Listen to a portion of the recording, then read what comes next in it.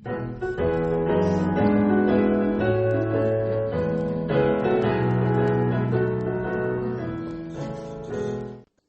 ons sit so, dan gaan ons 'n gebed saam doen, dan gaan ons weer 'n lied saam sing. Vader, baie, baie dankie dat ons vanmôre kan saam wees in die naam van die drie-enige God, Vader, Seun en Heilige Gees. Here, baie dankie vir elkeen wat vanmôre hier is. Ons neem nie van selfsprekend aan dat mense opgekom het om na u woord te kom luister nie. Ons weet dit is u Gees wat dit in harte gewerk het. Daar was 'n gehoorsaamheid van hulle wat hier is vanmôre en ons wil vir u sê baie dankie dat u Gees ook in harte werk om te wil sowel as om te werk na u welbehae. Vader, baie dankie vir u Seun Jesus Christus en dat ons vanmôre weet dat die evangelie van die Here Jesus Christus die krag van God tot redding is vir elkeen wat glo. En daarom sê die Bybel ook dat die Here daagliks by die gemeente gevoeg die wat gered is. Ons weet vandag gaan siele gered word, ons weet dit want die woord sê vir ons dat u elke dag byvoeg die wat gered is. En reg oor die wêreld, Here, gaan die evangelie vandag uitgaan. En dankie dat u self u kerk in stand hou, al blaak die hel met woede. Here, ons hoef nie bekommerd te wees oor hierdie saak van u in die sin, dat die kerk sy deure sal toemaak nie. Dit is soos die woord vir ons leer, Here, dat u eie saak in stand hou. As u die huis nie bou nie, te vergeefs bou ons daaraan. As u die stad nie bewaak nie, te vergeefs waak die wagters. Ons het 'n verantwoordelikheid, Here, om u woord te bedien, om op te kom na u huis, om 'n getuie vir u te wees daar buitekant, maar sonder die krag van die Heilige Gees, as ons gister gehoor het in die boodskap oor die groot visvangs, sonder u wat betrokke is by hierdie pogings, Here, is alles maar van geen nut nie. En daarom vra ons, Here, dat u self deur u Gees sal werk, om ons te rig en te lei in u waarheid, maar Here, ook die nood om ons raak te sien, van siele wat op pad is na God se ewige oordeel. Here, baie dankie vir hierdie plek van aanbidding. Dankie vir hulle wat hierdie plek vir ons beskikbaar stel. Here, dankie dat ons soveel voorreg uit u Vaderhand kan ontvang. Here, dankie vir haar wat hierdie groot poging aangewend het om ook vir ons stoele te bekom en dan te betaal daarvoor. Ons eer u vir die wyse waarop sy gee. Dankie vir elkeen wat met 'n oop hand en hart vir hierdie gemeente gee. Here, wat getrou inbetaal in die rekening en ook so die laste dra van die gemeente. Ons wil vanmôre vir u dankie sê vir elkeen wat met 'n blymoedige hart gee. Ons loof u, Here, en ons prys u naam. Vir hulle, Here, wat net elke keer vra, waar kan ons help en hoe kan ons dit makliker maak en die las ligter maak vir die gemeente. Ons dank u vir elkeen. Terwyl ons vra, Here, dat u ons sal opbou in die allerheiligste geloof. My begeerte is, Here, soos die apostel Paulus ook aan die gemeente Korinthe gesê het, dat ek hierdie gemeente as 'n reine maagd voor u sal voorstel. Manne en vroue, seuns en dogters wat lief is vir u en 'n passie het vir u en hulle hele lewe is deurdronge met u genade en u waarheid en u self. Dit is tog waaroor dit gaan, Here. U is nie net maar die spaarwiel wat daar in die kattebak lê wat ons gebruik as ons u nodig het nie. As u ons red, word u koning in ons lewe. En u kom neem heerskappy oor. En u kom leer ons hoe om te lewe te midde van 'n krom en verdraaide geslag. En dis waarvoor ek bid, Here, dat Berea Christen gemeente daardie gemeente sal wees, waar God op die troon sit, en waar ons buig voor sy almag, ons afhanklikheid aan hom verklaar, en soos Johannes 15 vir ons leer, te sê, sonder hom kan ons niks doen nie. Ek vra nou vanmôre, Here, vir my wat die woord moet oordra, dat u vir my wysheid sal gee, vir hulle wat moet sit en luister, dat u vir hulle groot genade sal gee, om aandagtig te luister en in te neem en dan te gaan uitdra, dit wat hulle ontvang het. U woord is soos voedsel wat ons versadig, en Here, wanneer ons versadig is, wil ons ook graag moet ander deel, dit wat ons versadig het. Mag u ons genade gee en getrouheid gee en gehoorsaamheid gee, om dit dan te doen. Gemeente, genade, barmhartigheid en vrede, word vir u geskenk van God ons hemelse Vader, en ook ons dierbare Here Jesus Christus, en dit word kragtig menigvuldig deur die werking van sy Gees, ook hier by ons. Amen. Kom ons lees saam vanmôre uit Openbaring 8, ons is besig met die reeks vanuit die boek Openbaring, en ek gaan vanmôre nie veel sê as inleidende gedagte nie, so kom ons val dadelik weg, en ons lees uit Openbaring die 8ste hoofstuk, en dan gaan ons oorgaan na Openbaring 9, vanmôre gaan ons bietjie met u praat oor hierdie gedagte, dat die aarde word in duisternis gehul, en dan ook dit wat God uit die aarde gaan laat opkom, as 'n oordeel oor die mense. En ek het hierdie week, terwyl ek hierdie boodskap voorberei het, vriende, het ek daaraan gedink, hier lê 'n verskriklike tyd vir die mensdom. En ek dink nie ons besef dit nie, ons lewe nog in 'n redelike mate van gemak, ons het soveel voorregte, ons het soveel genade wat ons beleef, dat ons baie keer by onsself dink, maar kan hierdie goed werklik waar wees? En kan God werklik so iets oor hierdie wêreld bring? En ons gaan vanmôre 'n bietjie kyk daarna met die begeerte dat u hart sal voorberei om die Here te ontmoet. Onthou, jy hoef nie volmaak te wees om in die hemel te wees nie. Christus is die volmaakte in wie jy moet wees. Ek hoop jy verstaan wat ek sê. As jy weergebore is jy nie volmaakte en God kyk na jou asof jy volmaak is omdat jy in Christus is. Daarom, hy is die weg, die waarheid en die lewe. Vandat ek hierdie dinge begin verstaan het, ek so opgewondenheid in my hart om die Here te dien, dat ek nie hoef te presteer om hom te behaag nie, maar dat ek nou uit dankbaarheid kan leef, omdat hy my vry gekoop het, omdat hy my nuut gemaak het. Maar kom ons lees saam. Openbaring 8, Johannes is die skrywer van hierdie 'n besondere boek, en daar staan, en toe hy die 7de seël oopgemaak het, kom daar stilte in die hemel omtrent 'n halfuur lank. En ek het die 7 engele gesien wat voor God staan, en 7 basyne is aan hulle gegee. En 'n ander engel het gekom, en met 'n goue wierookbak by die altaar gaan staan, en baie reukwerk is aan hom gegee, om dit met die gebede van al die heiliges op die goue altaar voor die troon te lê. En die rook van die reukwerk het met die gebede van die heiliges uit die hand van die engel opgegaan voor God. Ek kan net so onderbreking maak toe ek hierdie week bietjie lees daar uit Psalm 141, toe vra Dawid, hy sê, Here, laat my gebed soos reukwerk voor u aangesig wees. Het jy al daarin gedink dat ons gebede 'n lieflike geur voor die aangesig van God is? Waarom sou hy my hoor? Ek is 'n eenvoudige mens. Ek is 'n spikkeltjie op hierdie aardbol. En hy hoor my, omdat hy my liefhet in Christus. Daarom is ons gebed 'n reukwerk. Ek pleit by u, as u nie tyd vir gebed het nie, ruim tyd in vir gebed. Jy mis groot as jy as kind van God nie genoeg tyd spandeer in gebed aan die Here nie. Vers 5, en die engel het die wierookbak geneem en het met vuur van die altaar volgemaak en het op die aarde gegooi en daar het stemme gekom en donderslae en weerligte en aardbewing. En die 7 engele met die 7 basyne het hulle gereed gemaak om te blaas. En die eerste engel het geblaas en daar het haal en vuur gekom met bloed gemeng. En dit is op die aarde gegooi. En 1/3 van die bome het gebrand en al die groen gras het verbrand. En die tweede engel het geblaas en iets soos 'n groot berg wat brand met vuur is in die see gegooi. En 1/3 van die see het bloed geword. En 1/3 van die lewende skepsele in die see het gesterwe en 1/3 van die skepe het vergaan. En 1/3 engel het geblaas en 'n groot ster wat soos 'n fakkel brand, het uit die hemel geval en dit het op die 1/3 van die riviere en op die waterfonteine. En die naam van die ster word genoem Alsim, en 1/3 van die waters het als geword, en baie mense het gesterwe van die water, omdat dit bitter geword het.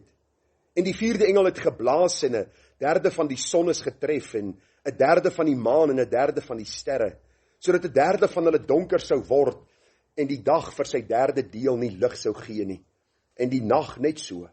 En ek het gesien en gehoor 'n engel, wat in die middel van die hemel vlieg, wat met 'n groot stem sê, wee, wee, wee, hulle wat op die aarde woon, vanweë die orige geluide van die basuin van die 3 engele wat nog sal blaas. En nou gaan ons aan by hoofstuk 9, en toe die 5de engel blaas, sien ek 'n ster wat uit die hemel op die aarde geval het, en aan hom is die sleutel van die put van die afgrond gegee, en hy het die put van die afgrond oopgemaak, en daar het rook opgekom, uit die put soos rook van 'n groot oond, en die son en die lig is deur die rook van die put verduister, en uit die rook het daar sprinkane uitgekom op die aarde, en aan hulle is mag gegee soos die skorpioene van die aarde mag het. En aan hulle is gesê dat hulle nie die gras van die aarde, of enige groenigheid, of enige boom moet beskadig nie, maar net alleen die mense wat die seël van God nie op hulle voorhoofde het nie. En dit is aan hulle gegee. Jy moet heeltyd let as ons lees. En dit is aan hulle gegee. God gee sekere mag aan die wat sy oordeele uitvoer. Martin Luther het gesê, even the devil is God's devil. Onthou, hy kan nie maak wat hy wil nie. Sy magte kan nie maak wat hulle wil nie. Hulle is onder beheer van God en nou stuur God hulle en hy gebruik hulle om hierdie finale oordeel op die aarde dan te bring. En dan sê die Bybel dat God hulle eendag sal oordeel. En ons gaan daarvan sien of lees ook verder in die boek Openbaring. En dit is aan hulle gegee, nie om hulle dood te maak nie, maar dat hulle 5 maande lank gepynig sou word. En hulle pyniging was soos die pyniging van 'n skorpioen wanneer hy 'n mens steek. Vers 6. En in die dae sal die mense die dood soek en dit nie vind nie. En hulle sal verlang om te sterwe en die dood sal vir hulle wegvlug. Ons vind vandag net die teendeel. Die teenoorgestelde. Mense wil so lank as moontlik lewe in daardie tyd wanneer God sy toorn oor hierdie aarde gaan uitstort, oor mense wat sy seun Jesus vertrap het, sê die Bybel, sal hulle roep om die dood. O God, wil U nie my laat sterwe nie. Hulle sal soek na die dood en hulle sal die dood nie kry nie. En ek weet nie wat alles in hierdie vers staan en wat dit behels nie. Maar ek dink by myself, dit gaan 'n verskriklike tyd wees wanneer God sy oordeel bring.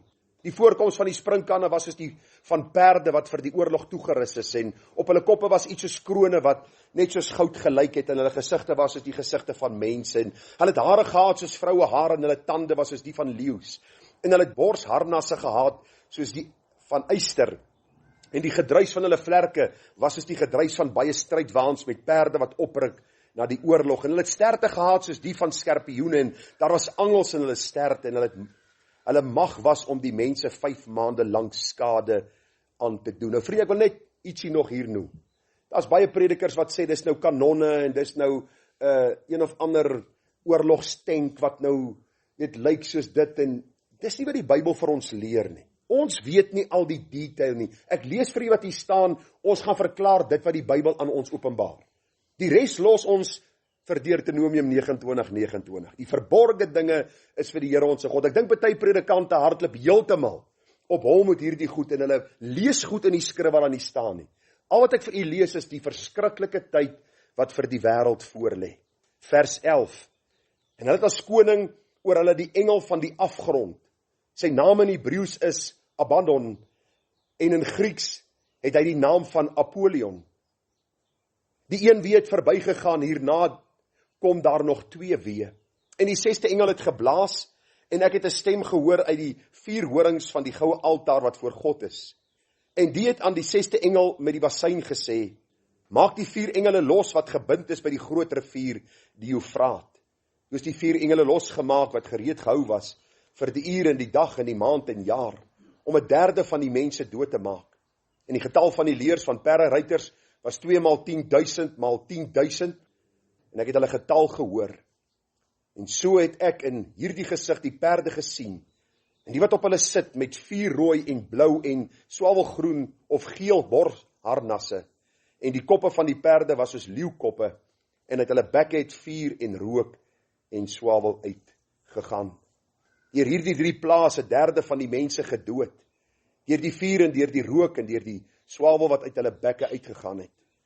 Want hulle mag is in hulle bek en in hulle sterte, want hulle sterte is soos slange en het koppe, en daarmee rig hulle skade aan. Vers 20 en 21 het ek onderstreep. En die oorige mense, wat deur hierdie pla nie gedood is nie, het hulle nie bekeer van die werke van hulle hande, om die duiwels te aanbid, of die afgode van goud en silwer en koper en klip, en hout wat nie kan sien of hoor of loop nie. En hulle het hul nie bekeer van hulle moorde en hulle towery en hulle hoerery en hulle diefstalle nie. Dis die verskriklike woorde wat hierdie hoofstuk 9 mee afsluit. En vriende, ons het klaar gebid en ek gaan dadelik wegval. Ons teks en oordenking is maar die gedagte wat ons saam gelees het uit hoofstuk 8 en 9 oor die blaas van die laaste bassyne. En ek het as tema gekoppel aan hierdie boodskap, die aarde word in duisternis gehul, want ons gaan sien hoe 1/3 van die son, maan en sterre verduister word, en ook as die rook uit hierdie put opkom, hoe dit ook 'n deel nog verder duisternis gaan veroorsaak. So die tema vanmôre dan, die aarde word in duisternis gehul, die blaas van die bassyne 4 tot 6, en dis dan deel 2. Nou vriende, as ons kyk na hierdie Openbaring 6 en 7, 8 en 9, dan sien ons dat hier is die seels wat geopen word, en jy kan maar op die kaart volg, jy sal sien 7 seels en bassyne, dis omtrent waar ons trek. U sal sien is ook die middel van die groot verdrukking wat dan gaan begin hierna wanneer die skale uitgegiet gaan word. So hoofstuk 6 tot 18 is die verdrukking en ook genoem dan die groot verdrukking. Seël 1 was die wit perd, seël 2 die vuurrooi perd, seël 3 die swart perd. U kan gaan luister as u meer daaroor wil leer. Seël 4 was die valperd, seël 5 die gesig van die martelare en seël 6 waar God self die bewoners van die aarde verskrik deur die magtige aardbewing.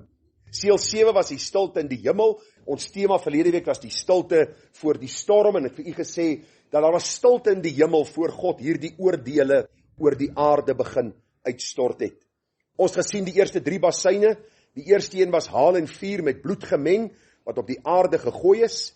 Die tweede een 'n groot berg wat brand met vuur is op die see gegooi en dan die derde bassyn hoofstuk 8 vers 10 was 'n derde van die riviere en op die waterfonteine het hierdie groot sterre wat soos 'n fakkel brand dan ook geval en hierdie waterbronne beskadig.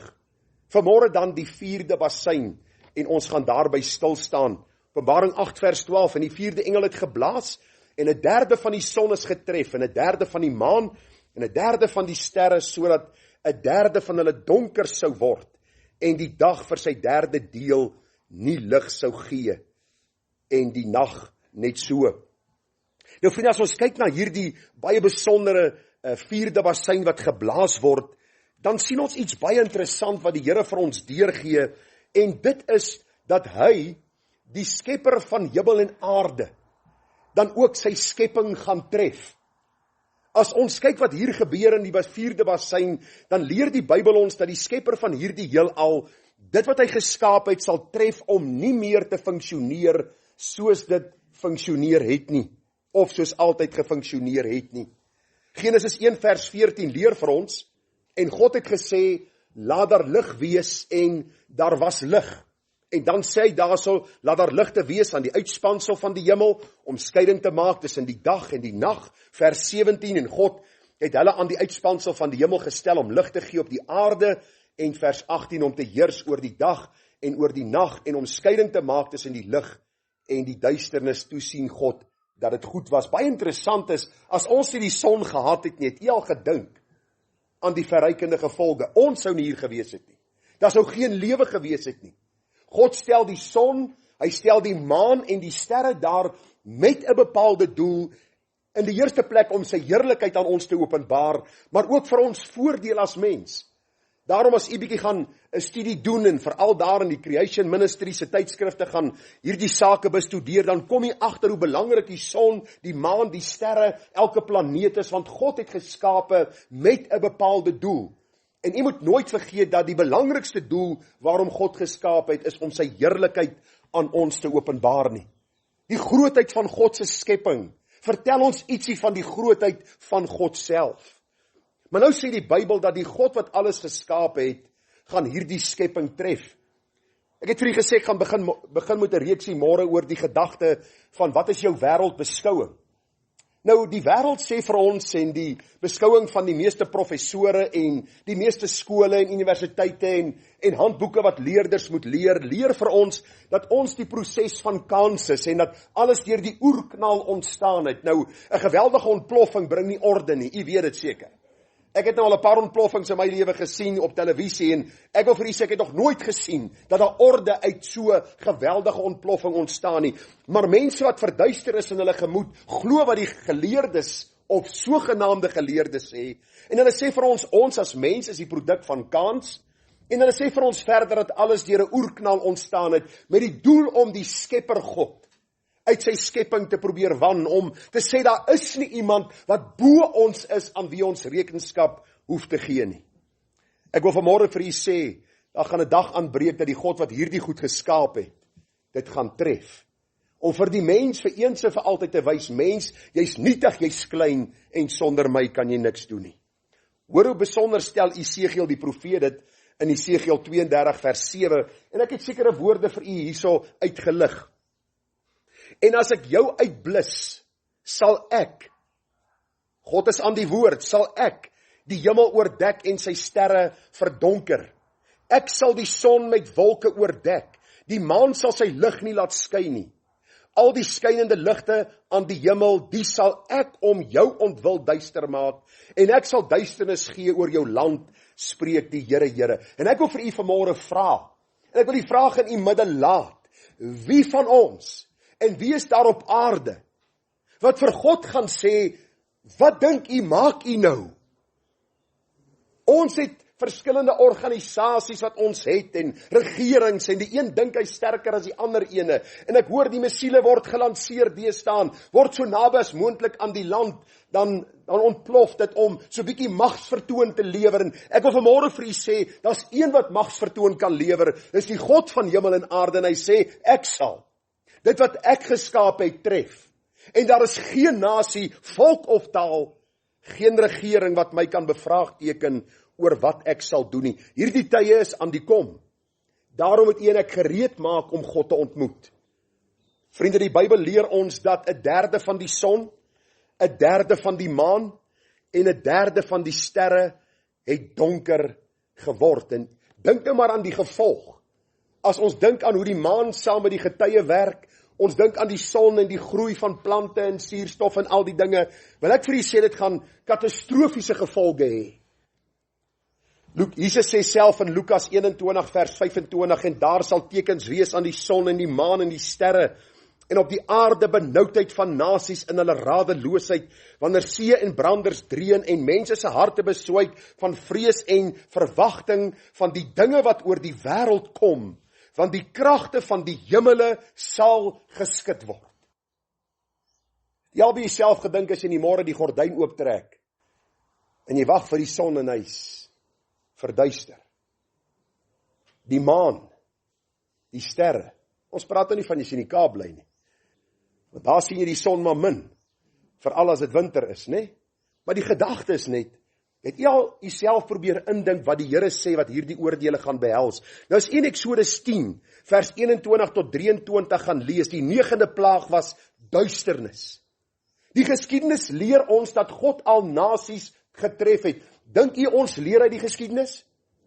Ons maak dieselfde foute oor en oor. Die Here tref, die Bybel sê vir ons, Egipte land met 'n geweldige klomp pla.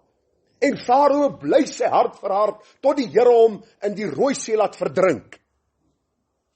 Ons lees van Noag, hy waarsku mense, en die Bybel sê 8 het in daardie ark ingegaan. Waarom wil mense nie luister nie? Dis die vraag wat ek vra. Daarom as jou kind nie luister nie, dissiplineer hom.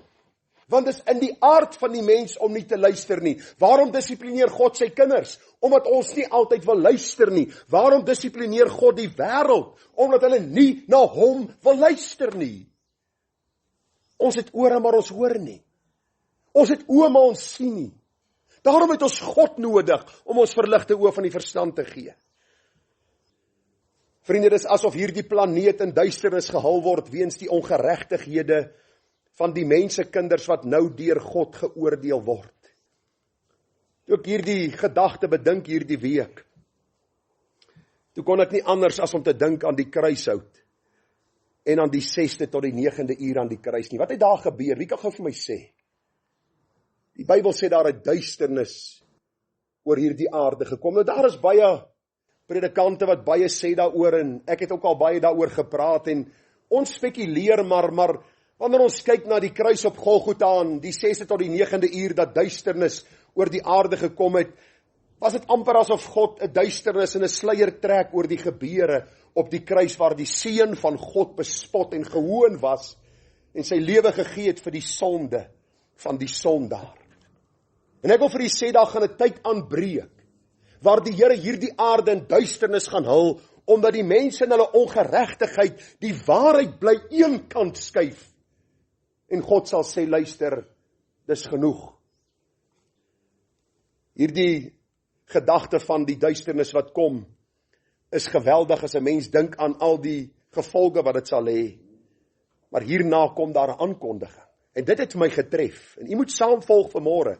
Want Openbaring 8 vers 13 gee vir ons 3 weë deur. En ons gaan vanmôre 'n bietjie kyk wat dit beteken en hoe die intensiteit van hierdie plaag gaan toeneem.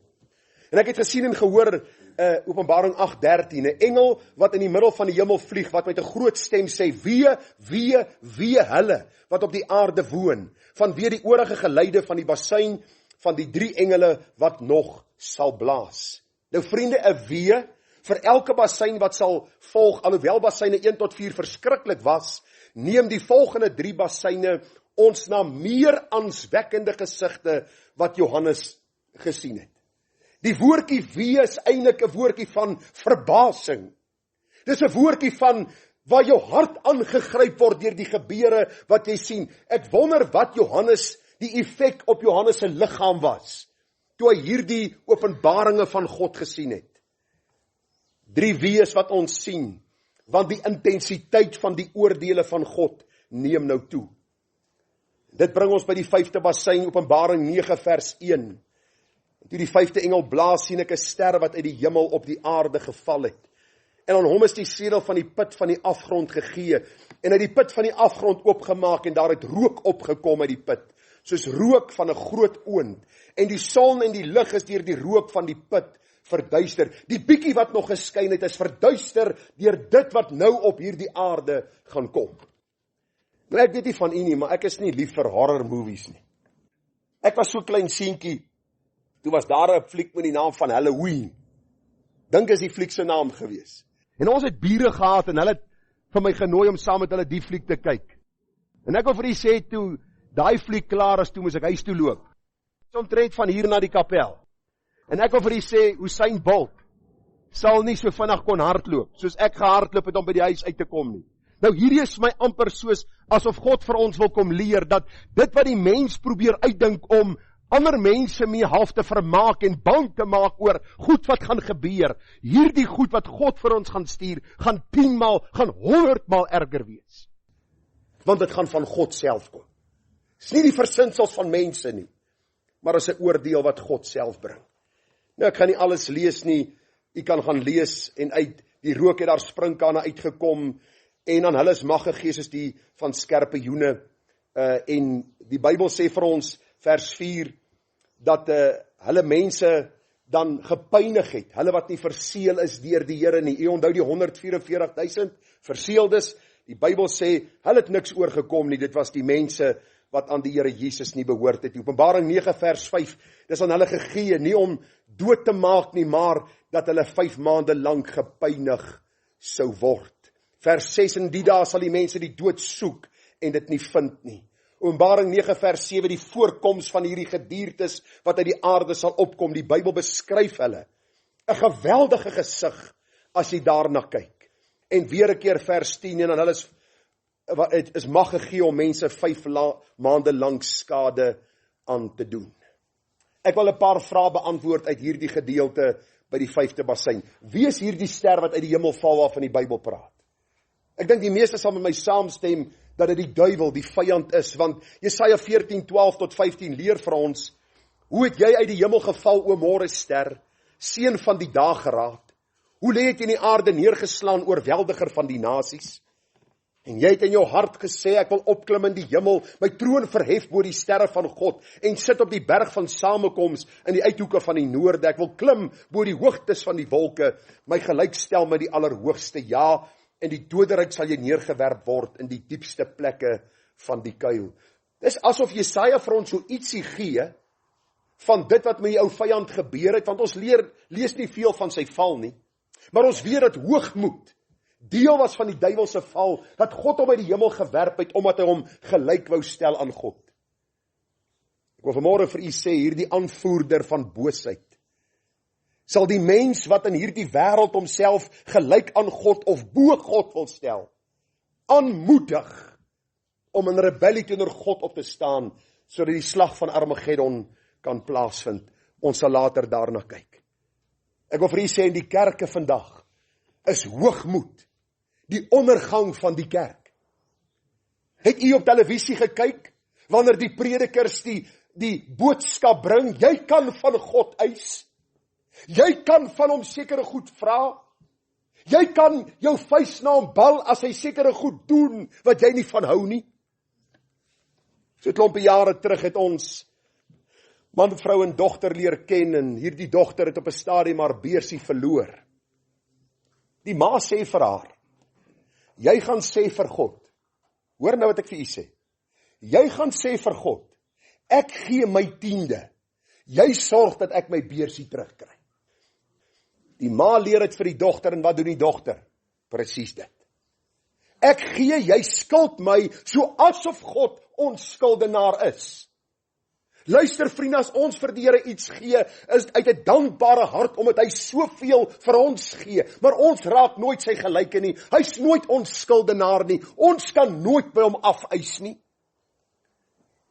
Mense wat sê dat jy aanspraak kan maak op redding, aanspraak kan maak op heiligmaking, aanspraak maak op genesing, is mense wat met dwaalleringe besig is, en die vuis na God bal, en vir hom sê, jy is my skuldenaar, jy doen wat ek vir jou sê.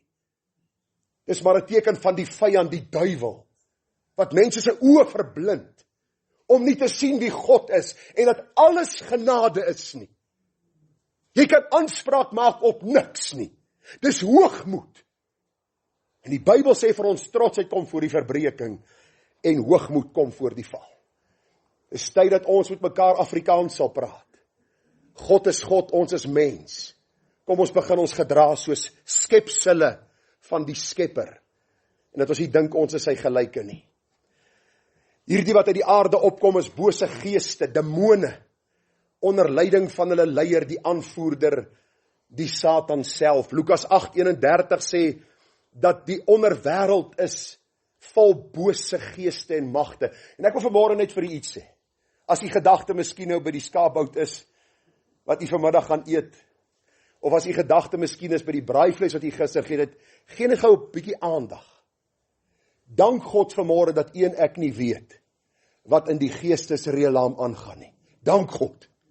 Moenie hierdie klop pastore en predikante glo wat met die duiwel oorlog voer, en een dominee wat nou die dag sê die demone bel om 2 uur in die oggende, nou en sy kinders moet wegkruip in die hoek soos hulle hom, wat 'n klomp twak, en dan waag hulle om vir ons wat in die gereformeerde lyn is te sê ons is dwaalleraars. Dan dink ek vir myself, nou het ek alles gehoor. Dank God jy sien nie alles wat hier aangaan wat jou oog nie kan sien nie, wat God van ons weerhou, want ek dink jy sal nie vanaand slaap nie. Die feit dat ons vanaand rustig kan gaan slaap is omdat ons veilig in die arms van Christus is. Omdat ons in Christus is, vrees ons geen mag in die hemel of op aarde nie.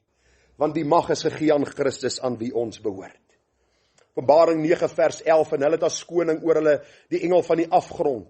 Sy naam in Hebreëus is Abaddon, en in Grieks het hy die naam Apollyon, en dit beteken verwoester. Wat sê Jesus in Johannes 10? Die dief kom net om te steel en te slag en te verwoes. Ek het gekom dat hulle lewe en oorvloed kan hê. So tongenetjies, vriende, die Bybel praat hier nie van die ANC nie. Ons weet baie keer, dink ons by onsself, hierdie vers is so van toepassing op hulle. Hulle kom om te steel en te slag en te verwoes. Hier praat Jesus van die duiwel. Nou luister, mense tree op soos hulle vader. En as jou vader die duiwel is, dan steel en slag en verwoes jy. En ons moet nie bang wees vir mekaar om te sê, daar is sekere mense wat glad nie aan die Here Jesus Christus behoort nie. Ons moet nie bang wees om dit vir mekaar te sê nie. Daarom tree hulle op soos hulle optree. Die Bybel sê vir ons in Johannes 8 vers 44, en hy was van die begin 'n mensemoordenaar. Van die begin af staan hy nie in die waarheid nie, omdat daar geen waarheid in hom is nie. En ek onthou nou om die mikrofoon aan te sit. Die boodskap is daarom nou net aan die begin, so moenie bekommerd wees nie. Die gedagte hy's 'n mensemoordenaar. Luister, die feit dat u en ek vanmôre hier sit, die feit dat ons vanmôre hier sit, omdat God ons bewaar. Want die mensemoordenaar sou 'n paar keer hierdie week gepoog het om jou en my dood te maak. Het jy al gedink as jy by die huis kom na 'n rit op hierdie verskriklike veilige paaie van ons, sonder enige slaggate, niemand probeer jou beroof of kaap nie, het jy al by jou huis gekom en vir die Here dankie gesê, dat hy jou bewaar het van die mensemoordenaar, dat hy die God is wat in beheer is van jou lewe, mense wat op ver paaie heen gereis het, dat hulle veilig terug is. Die mensemoordenaar, die ou duiwel is die ster wat uit die hemel sal val. Die Here laat toe dat die put waar die bose geeste in bewaring bly oopgemaak word om die mensekinders te pynig, te tuister vir 5 maande lank. Kom ek gee vir julle 'n praktiese voorbeeld. Onthou u die besetene van Gadara? Die Bybel sê hy het in grafte gewoon, of tussen die grafte. Hy het geskree en niemand kon naby hom kom nie. En as 'n klomp manne braaf genoeg was, dan het hulle hierdie man oorrompel en hom vasgebind met kettinge.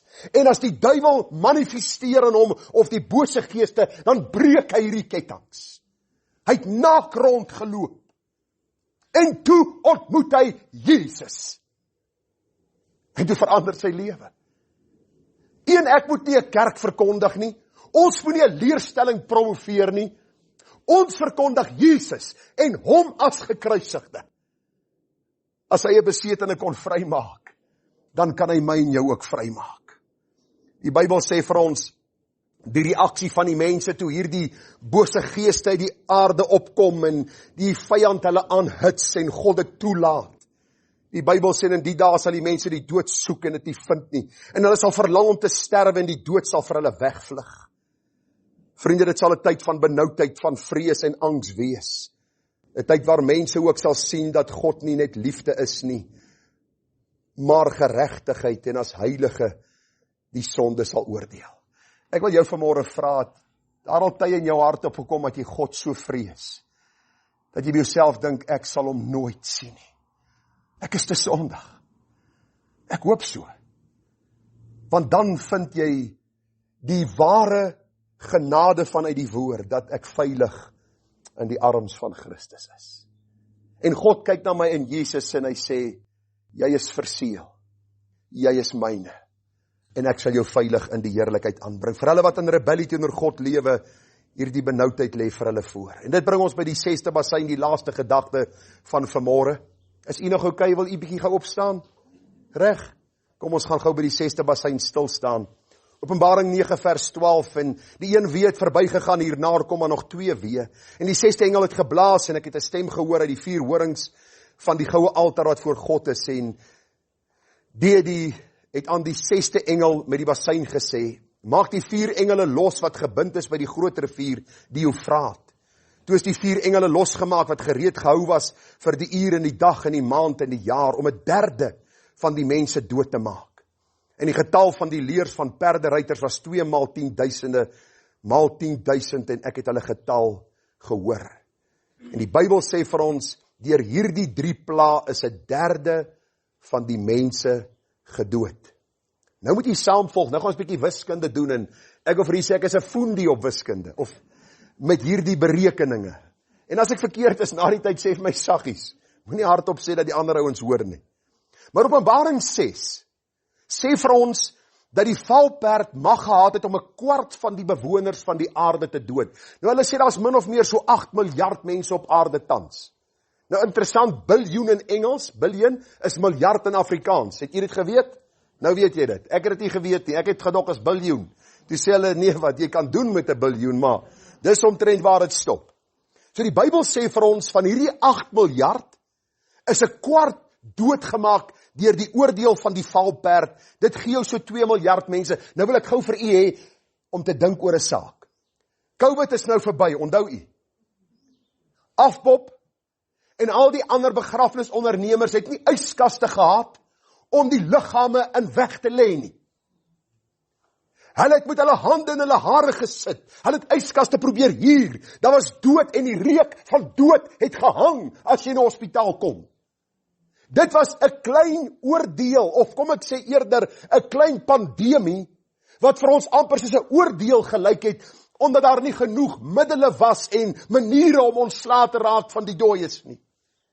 Het u gedink as daar 2 miljard mense doodgaan in 'n kort tydjie?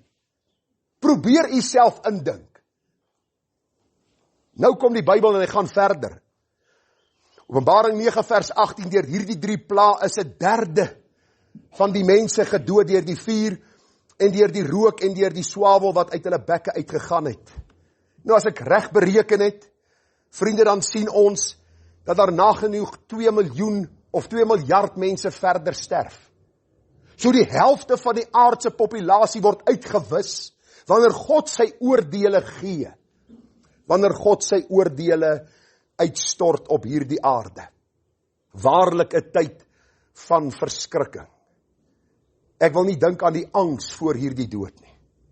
Wanneer hierdie bose, demoniese magte, mense gaan tuister. Mense is vandag braaf en sê, ek is 'n duiwel aanbidder. Okay. Sterkte vir jou, wanneer jy die duiwel gaan sien. Want hy's geen vriend van geen mens nie. Hy's 'n mensemoordenaar, hy's een wat met sy bose magte verwoesting saai. En ek wil vanmôre net hier sê, as jy besig is met sonde, stop daarmee. Want hy is besig om jou letterlik uit te suig. Die lewe uit jou uit te suig. Dat jy jou lewe op hierdie aarde 'n tipe van 'n hel beleef. En dan nog God se ewige oordeel. Ek het hierdie week 'n man gesien, terwyl ek besig was om die kar se wielsporing in te stel, al twee karre het so na links en regs begin trek en so op die pad gehop, gelyk of hulle opgewonde is. En ek besluit ek moet gaan om hierdie goed reg te maak, en dit my nie later meer kos nie. En dan kom 'n jong man van vooraf gestap. En ek wil vir u sê, die sonde is afgeets op sy gesig. En hy kyk my so en hy begin klomp stompies optel en hy's weg en hy's verby my en ek dink by myself, dis presies wat die mensemoordenaar doen. Die ryk man sit in sy woonstel in Sandton en die duiwel suig hom uit, dag vir dag met sy sonde. En hierdie jong man wat miskien ook 'n werk gehad het, pa en ma gehad het, sit daar en die ou duiwel het hom uitgesuig. Ek wil vanmôre vir jou sê, moenie dink dat jy die duiwel se gelyke is nie. Jy sal hom nie uitoorlê nie. Die planne wat hy 500 en 1000 en 2000 jaar terug gehad het, gebruik hy nog steeds, want die mense val daarvoor, want sonde is vir ons aanloklik, omdat ons harte boos is. Daarom moet God ons harte kom vernuwe deur sy gees. Hierdie tyd van verskrikking het 'n tragiese einde. Kom ek lees vir u. Ek wil vir u sê, dit het my hart geroer, dat ek op 'n stadium soos Paulus wou sê, Here, wil u nie maar my naam uit die boek van die lewe neem, terwille van hierdie mense nie. Want hoor wat sê die Bybel. Hy sê die oorige mense wat deur hierdie plan nie gedood is nie, het hulle nie bekeer nie. Het u jouself probeer indink, alles gebeur, die son verduister, die bose geeste kom, hulle tuister die mens, daar's 2 miljard wat sterwe, die reuk van die dood hang. En hulle sê, ek stel nie belang aan God nie. Ek sal nog aangaan met my afgodsaanbidding, met goud en silwer en die afgode wat van koper en klip gemaak is, wat hoor, of wat nie kan hoor nie, en wat nie kan loop nie, hulle het hulle nie bekeer van hulle moorde en towery en hulle hoerery en hulle diefstalle nie. En u kan miskien vanmôre vir my vra nou, hoe op hierdie aarde is dit moontlik? Ek kom in hospitale, hoor wat ek u sê. As 'n man in 'n hospitaalbed lê, wil hy hoor van die Here. Hy hoor nie oor sy bankbalans nie. Hy gee nie om oor die sportmotor wat in sy motorhuis staan nie. Want hy weet, die dood kom nou, en hy moet rekenskap gaan gee. Dit is hoe dit behoort te wees, en daar is die gevalle wat jy dit kan sien, en jy moet mense die evangelie kan deel. Daarom is mense baie ontvanklik, wanneer hulle op 'n sterfbed lê. Hoe is dit moontlik dat hierdie mense nie hulle bekeer nie? Kom ek lees vir u. 2 Tessalonisense 2 vers 7, 8 en volg. Want die verborgenheid van die ongeregtigheid is al in die werk, net totdat hy wat nou Theo uit die weg geruim is. En dan sal die ongeregtige geopenbaar word. Hy wat die Here met die asem van sy mond sal verdelg en deur die verskyning van sy wederkoms tot niet sal maak. Hier praat die Here van die ou duiwel, die vyand. Die Here sal homself tot niet maak. Hoor wat sê die Bybel, deur die asem van sy mond. So die Here en die duiwel is nie besig om arm te druk nie. Hulle is nie gelyke van mekaar nie. God laat ongeregtigheid vir 'n tyd toe om genade te betoon aan mense, dat hulle gered kan word. Maar nou gaan die Bybel vir ons verduidelik waarom sekere mense nie gered sal word nie. Hoor wat sê die Bybel. Hy wie se koms is volgens die werking van die Satan, praat van die Antichrist, die een wat die Satan se werk op aarde ook sal uitvoer, met allerhande kragtige dade en tekens en wonders van die leuen, en met allerhande verleiding van ongeregtigheid en die wat verlore gaan, omdat hulle die liefde tot die waarheid nie aangeneem het om gered te word. Die vers 11 moet my en jou eindelik in vrees en in bewing laat sit as ons die Here nie ken nie. En daarom sal God hulle die krag van die dwaling stuur, om die leuen te glo, sodat almal geoordeel kan word wat die waarheid nie geglo het nie, maar behaag gehad het in die ongeregtigheid. Dis die grootste oordeel wat kan kom, wanneer God my oë toemaak vir die waarheid, en my ore doof maak vir sy waarheid. Want ek het my hart verhard, en die Bybel sê, ek het die duisternis liewer gehad as die lig. Ek wil jou vanmôre vra, moenie speel met jou ewige siel nie. Moenie. Jy dink jy kan wegkom met jou sonde, jy doen jou sonde in die duisternis, niemand weet miskien daarvan nie, God weet, en dan gaan 'n dag aanbreek, dat hy jou oë sluit en jou ore toemaak, en dit sal verby wees. Ons dink, ons moet die duiwel vrees. Die Bybel sê, vrees God, en hou sy gebooie. Ek wil vanmôre vir u sê, wanneer die Here 'n sluier oor jou en my gesig trek, as ons die waarheid bly verwerp, dis 'n oordeel, wat vir ewig sal duur. Hierdie het vir my getref, dat hierdie mense met die pyniging wat hulle beleef, God een kant geskuif het. U sien, die Here laat hom nie bespot nie. Daar sal 'n dag aanbreek dat die Here die mense wat vir jare hulle harte teen die evangelie verhard het, die dwaling van die leuen sal stuur om Satan te volg. Sê die woord nie, wat jy saai, sal jy maai nie. Ek kry 'n prokureur so tyd terug wat vir my sê, in angs en benoudheid kom hy by my huis aan, hy stop sy karretjie, hy klim uit, hy sê, Dominee, jy moet vir my bid. Ek sê, waarvoor moet ek bid? Ek moet gesond word. Ek sê, wat's fout met jou? Hy sê, ek het 'n geslagsiekte opgetel. Ek sê, is dit so? Ek sê, dink jy ek's 'n towenaar? Ek sê, dink jy ek het 'n stafie om te swaai en vir God te sê, hy moet jou gesond maak, omdat jy in sonde leef, wat jy saai sal jy maai, kom ons bid, dat God jou siel sal red, dat jy die boosheid van jou hart sal sien, en jy sal bekeer tot God. Jy sien, ons maak van God 'n Kersvader. Ek wil genoeg geld hê, ek wil gesondheid hê, ek wil rykdom hê, ek wil gemak hê, maar niemand soek verlossing nie, want die Bybel sê, as jy agter Jesus wil aankom, moet jy jou kruis opneem, aan jouself sterwe en Jesus volg. Luister, om gered te word, kos jou niks. Van daar af kos dit jou alles.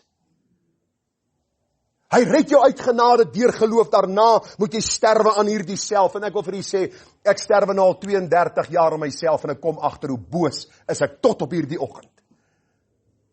Daarom beroem ek myself op niks, wat ek dink ek het bereik nie, maar ek kyk na Christus. En ek verbly en verheug my in die kruis van Golgotha, en in die verlossing wat Christus vir my bewerk het. Hierdie mense sal in die haglikste van omstandighede geen begeerte na God hê nie, maar na sonde, ongeregtigheid en die dood. Daarom sê Hebreërs 3 vers 7, soos die Heilige Gees spreek, vandag as julle sy stem hoor, verhard julle harte nie. Die treurigste verhaal of saak wat my oorgekom het in my lewe was, 'n man saam met wie ek golf gespeel het jare terug. Goeie ou, groot ou. Sy pa was die eienaar van 'n hotel gewees. En ek het uit van tyd tot tyd gespeel, en dan praat ek met hom, kom ons noem sy naam Koos. Sê ek vir hom, Koos, jy moet jou bekeer tot God. En ek het met Koos gepraat, en as ons weer speel, dan kan ek agterkom, daar's iets in sy siel wat besig is om te gebeur, en ek sê vir hom op daardie spesifieke dag, sê ek vir hom, Koos, al moet dit kos dat jy uitstap by jou pa se besigheid. En hierdie prys moet betaal, en miskien bietjie armoede vir 'n tyd moet deurgaan, terwille van jou siel, en terwille van Christus, is dit die moeite werd. Die Here sê, as ons vader of moeder, of enigiets op hierdie aarde gelos het, sal ons 100 maal op aarde teruggee, en dan nog die ewige lewe. Ek sal nooit vergeet nie. Daai man was so ryp. En toe ek vir hom hierdie saak stel, want hy sê vir my, ek werk by my pa, dis my besigheid, dis my brood en botter, ek moet vir my vrou en my kind sorg, en hy het al hierdie verskonings. En die dag toe ek vir hom hierdie ultimatum stel en vir hom sê, miskien sal dit kos dat jy hierdie opoffering moet maak. Het hy omgedraai en ons het mekaar nooit weer gesien nie. Hy het nooit weer 'n oproep van my beantwoord om saam golf te speel nie. En sover ek weet tot vandag toe is hy nog in hierdie boosheid gehaal. Wat wil ek vanmôre vir jou sê? Vandag as jy sy stem hoor, moenie jou hart verhard nie. Moenie jou hart toesluit en sê, God, jy sal nie daarin kom nie. Dis vir my gereserveer. Ek wil doen en maak met my lewe wat ek wil. Ek pleit by jou. Vandag as jy sy stem hoor, moenie jou hart verhard nie. Vlug na Jesus. Hy sal hom, sê die Bybel, wat na Christus toe vlug, nooit uitwerp nie. God sal jou nie uitwerp as jy na hom vlug nie. Oor die slotgedagte, en ek wil daarmee afsluit. Wat 'n geweldig en angswekkend is, vriende, is die feit dat hierdie maar net die begin van die smarte is. Die vraag vanmôre by jou, is God wreed? Is hy onregverdig? Is hy ongenaakbaar dat hy nou dat ek nie my lewe kan geniet nie? Ek dink nie so nie. Al lyk dit vir ons as sondige mense dat God onregverdig is, ongenaakbaar, wreed en hard, moet u nooit vergeet hoe lyk Christus aan die kruis nie. Gaan lees Jesaja 52 en 53. Die Bybel sê Christus het nie meer die vorm van 'n mens gehad nie. Hulle het vir hom stikkend geslaan. En God het dit toegelaat. Dat jy en ek kan sien hoe haat God sonde, maar ook hoe lief hy die sondaar het. Daarom vanmôre, moenie jou hart verhard nie. God is nie wreed nie. Die wreedheid lê by die mens, wat die skepping aanbid in plaas van die skepper, wat self lief het meer as God. As ons wil sien hoe God sonde haat, kyk na die kruis. Hoe kan ons nou verwag dat hulle wat hierdie genade verwerp het, sommer maar so ongedeerd wegstap, asof niks gebeur het nie? Ek sluit af met hierdie 2 vrae. Beantwoord dit vanmôre vir my, maar nie hardop nie. Daar in jou hart voor die Here, en as jy met my wil praat na die tyd, is jy welkom. Hoe sal jy, Gerard Bekes, sit jou naam vanmôre daarin, hoe sal jy ontvlug, as jy so 'n groot saligheid verontagsaam, wat nadat eers deur die Here verkondig is, aan ons bevestig is deur die wat dit gehoor het. Iemand het eendag mooi gestel, hy sê, voor jou sal die troon van die heilige Christus wees. Agter jou sal die dood wees, jy sal nooit weer kan teruggaan na die lewe nie, want die dood het finaal afgesluit dat jy op aarde het. Aan die ander kant sal die poel van vuur wees, en God se heilige engele, wat die oordeel sal voltrek, wat God dan uitspreek. Hoe sal jy en ek ontvlug? Sê vir my. Ek wil jou vra dat jy nie sal dink aan ontvlugting nie, maar vlug na die lam. Ek kan vanmôre vir jou waarborg, deur God se genade dien ek om nou 32 jaar, dit is die moeite werd. Dit is moeilik. Somstyds sê ek, precious Lord, take my hand. Ek is moeg. Maar dankie, ek is nooit so moeg dat ek sal verval van die genade nie, of dat u my hand sal los nie. Romeine 2 vers 4, of verag jy die rykdom van sy goedertierenheid en verdraagsaamheid en lankmoedigheid, omdat jy nie besef dat die goedertierenheid van God jou tot bekering wil lei nie. Hier staan die boemelaar by jou huis en hy sê, meneer, wil jy nie vir my iets gee om te eet nie, en ek gee vir hom 'n lekker bord kos en hy klap het uit my hand. En hy sê, ek soek nie skaapbout nie, ek soek 'n stuk steak. Wat sal jy doen? Jy sê vir hom, sê, boetie, hardloop. Want ek gaan nou in en ek gaan eens van bok kry en ek gaan vir jou slaan tot jy hierdie goed eet.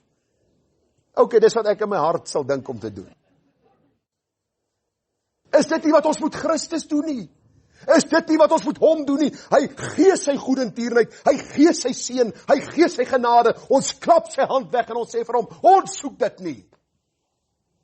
Ons het 'n idee hoe die Christelike lewe moet werk, en u weet nie regtig hoe werk dit nie.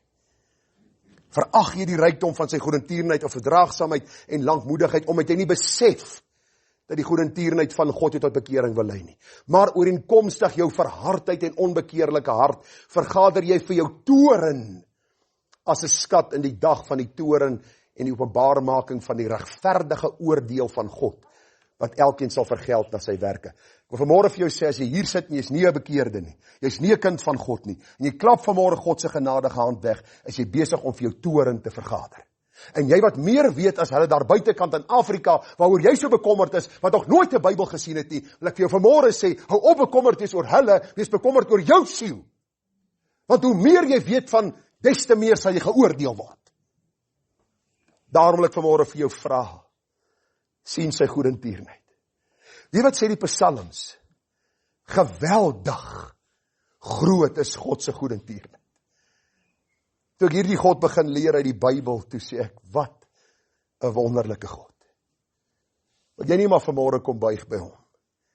Vir hom sê, Here, ek wil nie toren as 'n skat vergader nie, maar ek wil die mooi so uit u mond hoor. My begeerte is om elkeen van u eendag in die hemel te sien. En saam met u hierdie God te eer, wat ons gekoop het met sy bloed. Hoe sal jy ontvlug? Verag jy die rykdom van sy genade en goedertierenheid? Kom ons bid saam. Hemelse Vader, ons kan ons nie self indink wat gaan gebeur met die bassyne wat gaan blaas en die oordeele van God wat uitgestort gaan word. Ons kan onsself dit nie indink nie. Here, maar ons wil vanmôre u ook dank vir u woord, wat nie net vir ons die donker prentjies skets van wat op aarde gaan gebeur nie, maar ook die heerlike, kosbare verlossing van Christus aanbied. Kom nou en laat ons die saak uitmaak, sê die Here, vandag as julle sy stem hoor, verhard julle harte nie. Ek pleit vanmôre by u vir hierdie mense wat voor my sit, hulle wat ingeskakel is, hulle wat luister. Here, dat u hulle asseblief genadig sal wees. Verheerlik u seun deur die redding van hulle siele. Help hulle om te besef en te verstaan dat om Christus te dien is nie 'n lewe om met 'n lang gesig rond te loop en is so moeilik en so eintlik niks seggend om dan te lewe nie. Leer hulle dat om vir Christus te lewe is 'n wins. Dit gee vir ons die ewige heerlikheid, maar bo alles vrede op aarde. Die vrede van God wat alle verstand te bowe gaan. Daar is geen vriend so getrou soos Christus nie. En al gaan ons deur die dal van doodskade, wees hy by ons. Daarom verbly ons nie in onsself nie, maar in u, die heilige God, wat ons lief gehad het met 'n ewige liefde. Maar ons het 'n verantwoordelikheid om ons te bekeer tot u. O God, skenk bekeringsgenade. Open oë dat hulle kan sien die wonders uit u wet. Here, maak harde harte sag deur die evangelie. Breek die hart van rots, Here, en gee dit 'n hart van vlees. Deur die hamer van die woord. En mag ons een van sin en een van siel in die Here wees, van een gees deurdrongen, om u in alles te verheerlik. Vader, hoor asseblief ons gebed. Want ons bid dit in die naam en ter wille van die groot prys van Christus aan die kruis. Ons bid dit in die kragvolle werking van die Heilige Gees. Amen.